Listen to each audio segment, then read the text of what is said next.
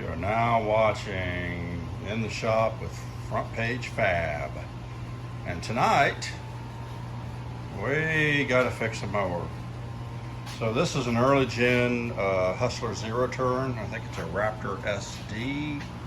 And, yeah, Raptor SD. And there's a couple problems with these early gen units. One is the way they made this frame here. It's a C style. Can't really see it from here, but it is a C style.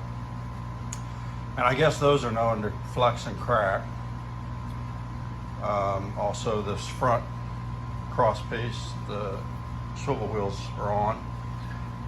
But the big things that we discovered recently that goes on with this mower is back here in the back. So what happens is, because this frame flexes back here, the brackets that hold the transaxle units in place are known to crack and break. And that happens. So if I can get down here and get a picture of it, right here, that's broke clean in two. And over on the other side, I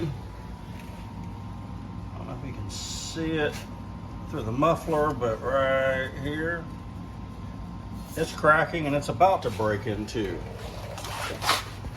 And when that happens, the bracket up in there, you can kind of see it, right, see if I can get it where you can see it. Yeah, really, right there you go. That one bends and starts breaking and cracking as well. And if those don't, then there's another bracket up in the front that does. So what Raptor or Hustler did is they came out with new brackets, a bracket kit. And I found this on another YouTube video. It's not really a how-to video, just an informative video, but it's what we're working on. And so I'm gonna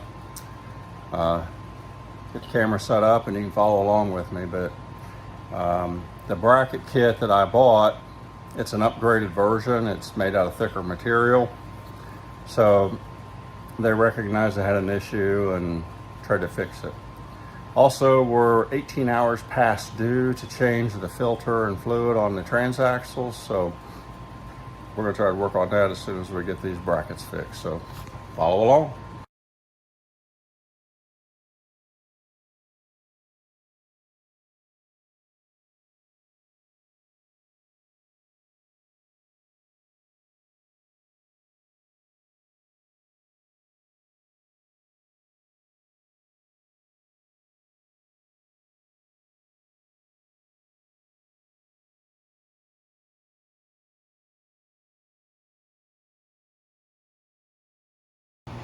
Alright guys, gals, I just wanted to give you an update on the Hustler Raptor SD.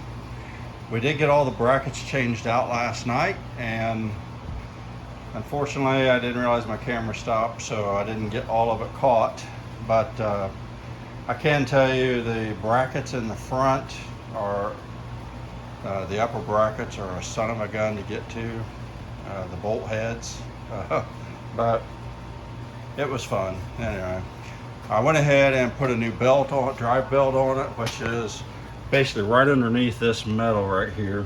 It's up high. And in order to do that, you got to take the mower deck belt off. I saw a couple of videos about popping that spring off, and I actually discovered, at least on mine, if you take this cover off right here on the left side, 2 screws, take that cover off. And then I took a pry bar. I had a long pry bar, and I reached under there and got it between the 2 pulleys and pushed on the tensioner pulley, pushed it out, which created slack. And then I had somebody grab that belt and just pop it off this pulley over here. And then that allowed me to drop the belt, put the drive belt up on and all that. And then to put it on, it was even easier. I got the mower belt put on back here.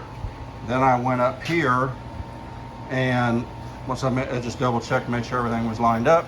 And then literally all I had to do was pull on the belt on this side, and that created enough, it moved the pulley, tension pulley out, and allowed me to just literally by hand pull that belt over the pulley, put it right back on. Easy peasy, super easy. So unfortunately, the reason it's still here in the shop is because when we when my dad picked it up and drug it over with a loader, he used a couple chains back here onto the hooks on the loader. It broke off what's called the fuel shutoff solenoid, which is this piece right here. This solenoid is actually supposed to be on here. This is one piece.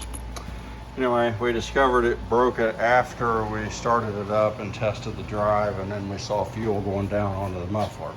Really not a good thing. So I ordered a new part. Now, what I found was the Briggs & Stratton OEM part number. They want $135 for the part off their parts website. I went to our good friend Amazon and I found a knockoff part for $17. Well, so I'll let you decide what I ordered. I will put a link to the description or to the Amazon part. If you want to try that, go that route. I did hedge my bet and go ahead and order the Briggs & Stratton part, just in case the cheap knockoff part doesn't work for some reason. That way we can get the mower going, because we do need to mow yard. So what I found, I was actually kind of surprised. Okay, so for starters, that bracket right there, that is the lower front bracket, 1/4 inch thick. There was actually nothing wrong with it. I did go ahead and replace it just for, precaution, but we're going to keep that one as a backup because there's not a thing wrong with it. Now, what I did find, so this is the left rear. As you already saw earlier, the tab was clean off. The let's see, so this is the right rear, and as you can see, it was cracked in half and wasn't long for it would have been completely broke. Those are the rear brackets. The middle brackets, you can kind of see it's bent pretty good. And then this is the other bracket. This was on the right side, and as you can see, it was bent really good. Now notice how thin that is. That's 1/8 inch, I'm guessing, or less. I'd have to mic it to be sure, but roughly there.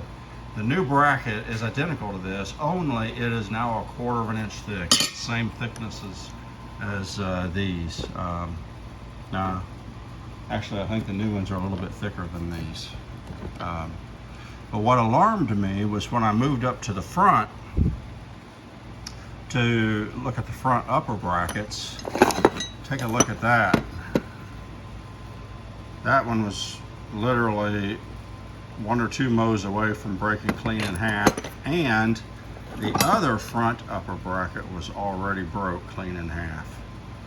So it was a good thing we ordered the kit and got those replaced. Now, they do recommend that you change out all the bolts, which I did. And as you can see, I do have a few left over, but these are also, all of these are grade 5 bolts, and there's not a thing wrong with them. So I get to add to my bolt, some nice bolts. So that's what we did. It wasn't too bad. I went ahead and put the wheels back on it because we were going to try and get the yard mowed, because it's been a week and it's about 10 feet tall now. But then, like I say, we started it, tested it, and discovered the leak. So while I'm waiting on the new parts to arrive, I think I'm going to go ahead and change the filters and get those transaxle fluids changed because it is 18 hours past due. So that's the update on the mower. The new part will be here Thursday, so I think it's about 9:15 on Tuesday, June 14th. So I will probably get my yard finish mowing tomorrow night and then get that fluid changed over there.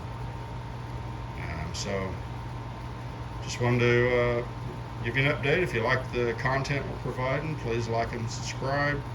And thank you so much for watching.